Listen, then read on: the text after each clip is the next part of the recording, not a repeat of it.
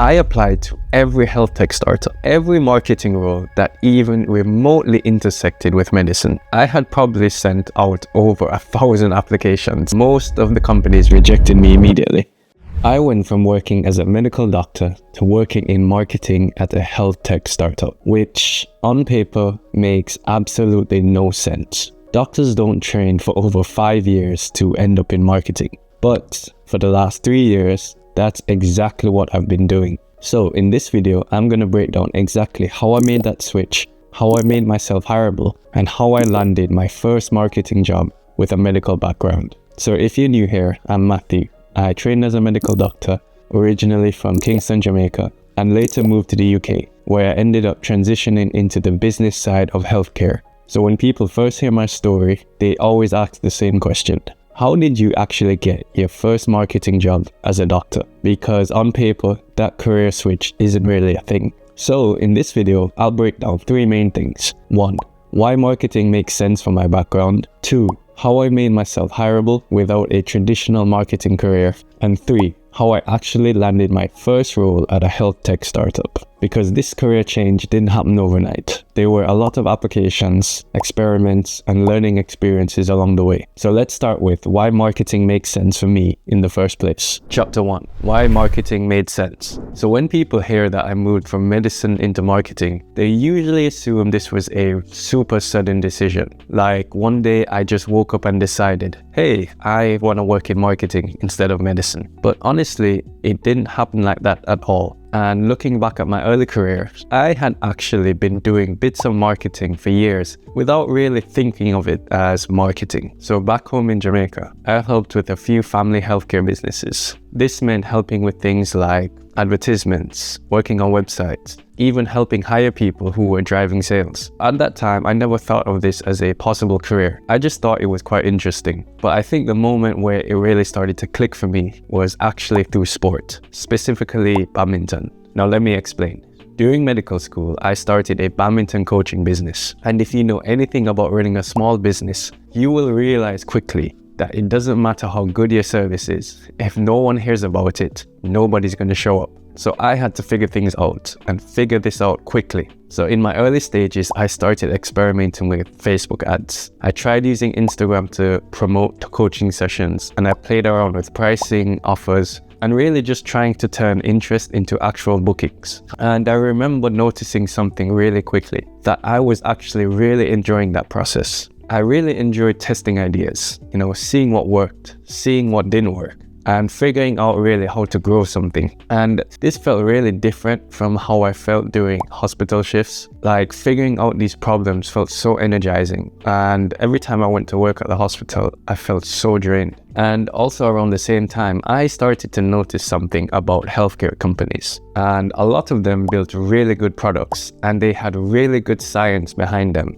But what I realized was that a lot of the ways they explain things often wasn't that great. I thought it was too technical, too complicated, and sometimes it was really disconnected from what normal people actually care about. And I think at this point, something really started to click for me, and I realized that there might actually be space for someone who understands medicine, but can help communicate those ideas properly. So instead of completely abandoning my medical background, I started to think about how I could use it differently. And this wouldn't be as a doctor in the hospital, but someone helping healthcare companies explain what they do, helping them to build trust and grow. And once I had that idea starting to form, marketing stopped feeling like this random career change. It started to feel like something that I've been quietly building for a long time. So once I realized that marketing might actually be the direction I wanted to pursue, the next big challenge for me was, how do I actually make myself hireable? Chapter 2. How I made myself hireable. So once I had this idea that marketing might actually be a realistic direction for me, the next problem was pretty obvious. On paper,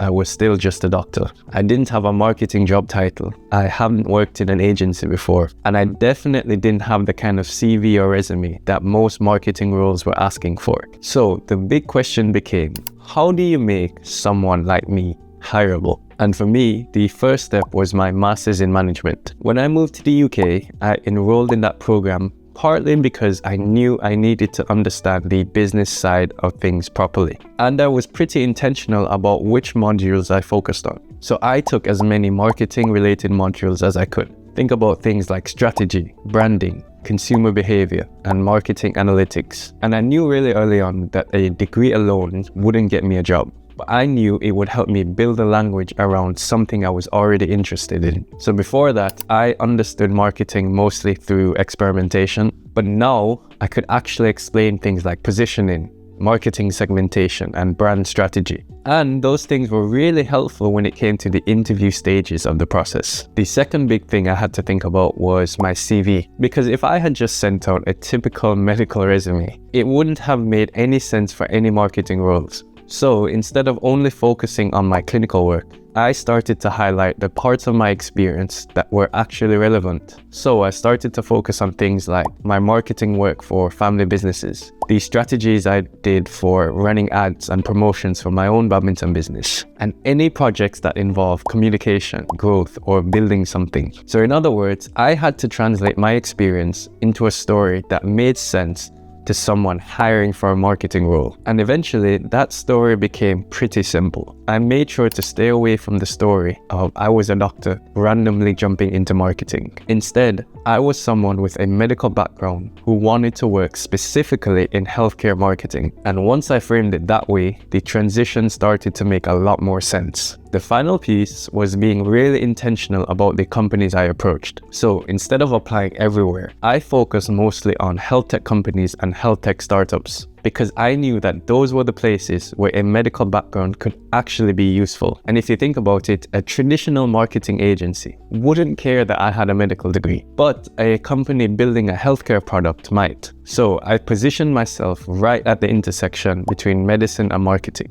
And once I had the CV, the story, and the target companies figured out, the next step was actually landing that first job. And I think that part was definitely the hardest. Chapter 3, the job search reality. So once I had my resume ready and a clear story about why I wanted to work in healthcare marketing, the next step was actually trying to get hired. And this part for me was definitely the most difficult stage of the entire transition, because even if the story made sense to me, convincing someone else to hire a doctor into a marketing role was a completely different challenge. So I started applying. And when I say applying, I mean applying to everything. I applied to every health tech startup, every healthcare company, every marketing role that even remotely intersected with medicine. I wasn't being selective. I just knew that if I wanted to break into a completely new field, I just needed to get my foot in the door somewhere. And by the time I finished my master's, I had probably sent out over 1,000 applications, and most of them didn't go anywhere. A lot of companies didn't reply, and most of the companies rejected me immediately. But every now and then, I would get an interview where the same question would come up. Why would a doctor want to work in marketing? Which, to be fair, is a very reasonable question.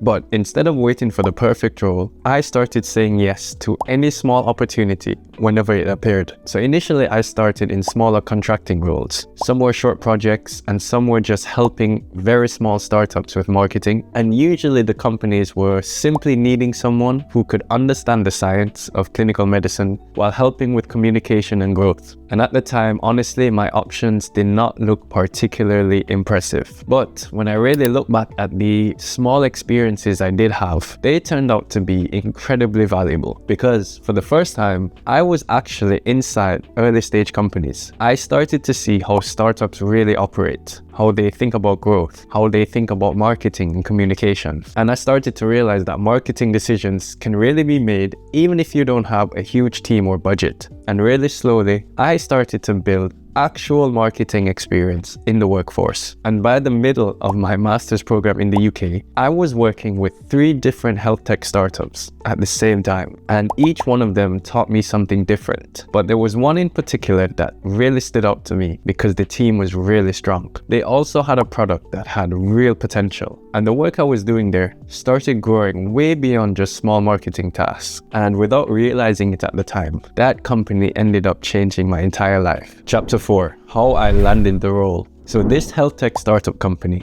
eventually became the one I spent most of my time working with. So at first, my role was pretty straightforward. I had joined mainly to help with medical writing, which made sense given my background. The scope of this job was to translate complex medical information into content that people could actually understand. But over time, the work really started to expand. I began helping them with the corporate messaging. I started to think about how the company positioned its product, and I worked with senior leadership looking at how we can explain our value to customers. And because I understood both the clinical side and the commercial goals, I could sit in conversations that normally don't overlap. I was very unique because I could understand the science behind the product, but also think about how the company should communicate that to the market. So naturally, my role started to grow. I wasn't just writing anymore. I was contributing more to the marketing strategy and how the company was thinking about growth. And by the time I finished my master's degree, I realized something important. I had spent over 6 months working closely with a company. I understood the product, the market, and the areas where marketing could actually improve. So by the end of my degree, instead of just hoping that they might offer me a full-time role, I decided to be a bit more proactive. So I put together a presentation for the CEO explaining the impact of the work I was doing, where our messaging had improved, and where we were seeing actual traction. I also included where there were still opportunities to grow.